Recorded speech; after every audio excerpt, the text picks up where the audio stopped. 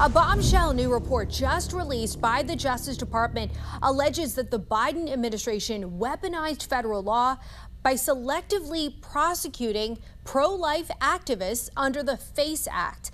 The report comes following a review of thousands of internal records. The National News Desk, Jeff Harris, joins us. We know. So this is insane because this report that was released by the DOJ under Todd Blanche, what it outlines is basically how President Joe Biden, Merrick Garland, and their DOJ, how they targeted conservatives, how they targeted people based on their ideology, not because they broke the law or committed a crime, which is insane. Because this is something that you'll see in a third world country, not this country. And when the Democrats, they get in front of you, they tell you like, oh yeah, President Trump, he's the one that's weaponizing the DOJ. President Joe Biden and Merrick Garland, they were apolitical, which is a complete lie.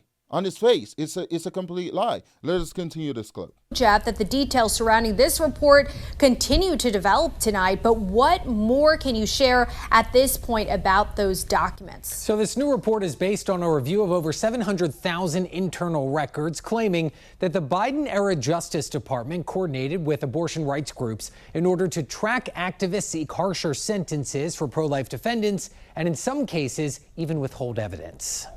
So what you're telling me is that if you are a conservative, if you are against abortion, if you are a pro-life activist, and you got in front of a judge and you're being prosecuted by Biden's DOJ, that you'd receive more time than if you were a liberal. This is insane. How is this even possible?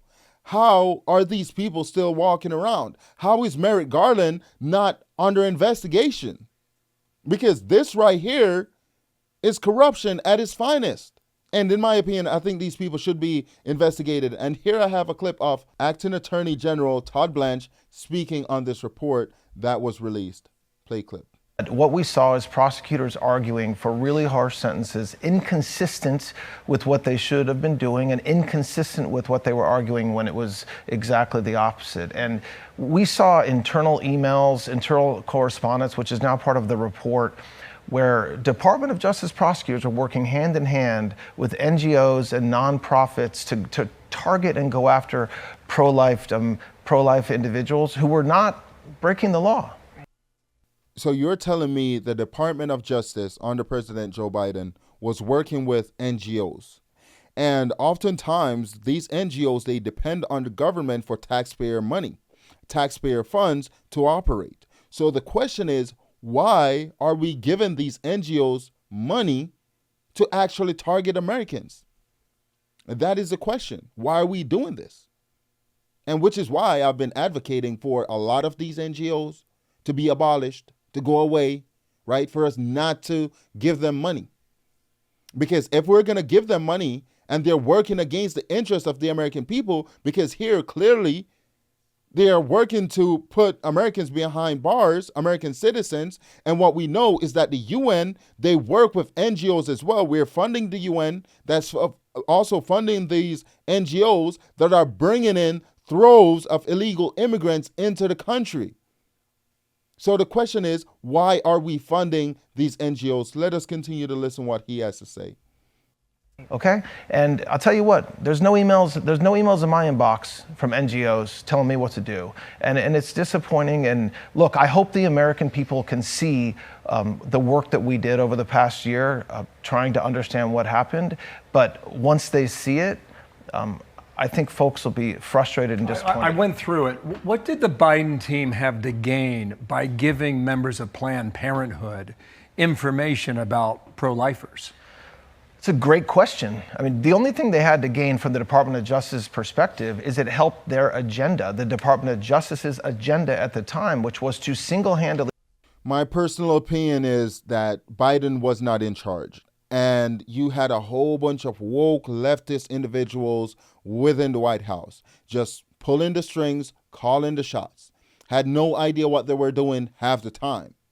And the other half is basically when they were doing things like these, working against the interests of the American people, because they didn't see themselves as governing for America as a whole. They only see themselves as pushing this whole woke leftist ideology. because most of them, they were DEI hires, for one, right? They weren't qualified to be in any of those positions. So that is the reason why I think the DOJ was actually doing things like these, because there were people in Biden's White House that was pulling the strings and calling the shots that had no idea of what they were doing. The Justice Department's Weaponization Working Group says it reviewed internal communications, case files, and prosecutorial decisions tied to enforcement of the FACE Act, a law meant to protect the access to abortion clinics and pregnancy resource centers. The report finding Biden officials worked closely with groups like Planned Parenthood and the National Abortion Federation to help compile information on pro-life activists used in investigations and prosecution. Now, the report noting multiple cases, including one involving pro-life activist Mark Houck, who was originally charged with 2 felony violations of the FACE Act following a 2021 shoving incident with an abortion clinic volunteer in Philadelphia. Houck arguing he was defending his 12-year-old son from harassment. Despite later being acquitted, the report revealing prosecutors denied a request for him to self-surrender and instead authorizing an FBI arrest at his home. I just can't imagine what he faced and what his poor family went through in that experience, all because this was a targeted. So one of the things that they found throughout this report is that this was a systematic issue throughout the entire DOJ, that this was, all throughout the Department of Justice, which is the reason why they found on average that conservatives were getting more time, twice the amount of time than liberals, right? And I think one of the reasons for that is because you have these lawyers, these prosecutors and stuff who went to school for 4, 5, 6, 7 years. And we know that the American education system, especially at the college level, is been hijacked by the whole woke leftist ideology. So you have these people who are graduating college, they're going to work for the Department of Justice, and they've been taught that conservatives, that their way of life, how they think, is fundamentally bad, because that is what they're being taught. Right? So I think they're going in with the mindset that these people are fundamentally bad, fundamentally evil. So they're working to essentially give these people more time in prison. This is the reason why I think it was such a systematic issue throughout the Department of Justice. Sure, we had the Biden people throughout his White House that were pulling the strings, but at the same time, you have to ask yourself, why weren't there any pushback from the Department of Justice? And I think it's because fundamentally most of those prosecutors, they are essentially as woke as they come. Former Florida Speaker of the House Paul Renner tells the National News Desk, after reading through this report, he believes there has to be prosecutions. That means career prosecutors, if they were involved in that, in hiding evidence and all the things that are alleged to have happened in this report, somebody needs to go to jail. But attorney and political analyst Madeline Somerville says it is worth noting earlier this year, Ed Martin was removed from his role as director of the Weaponization Working Group for reportedly being ineffective. President Trump said to them in February, you've got 2 months to produce something.